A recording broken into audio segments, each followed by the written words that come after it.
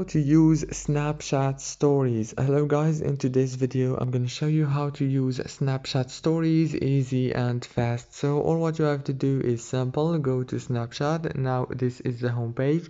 Go to the top corner and click on your avatar like this.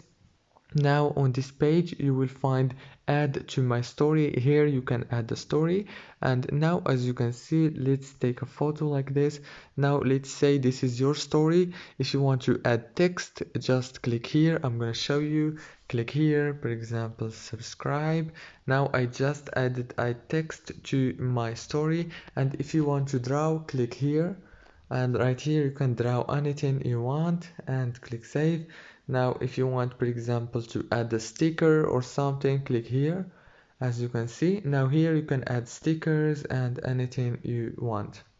And if you want to cut your story, just click here, and right here you can add sticker, as you can see.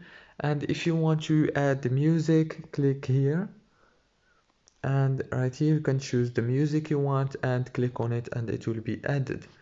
And if you want, for example, to add filter, click here, and if you want to add the link, click here and add your link from here. Very easy, as you can see. And also you can add a timer if you want. After you finish, click save and click send here. Don't forget to like and subscribe.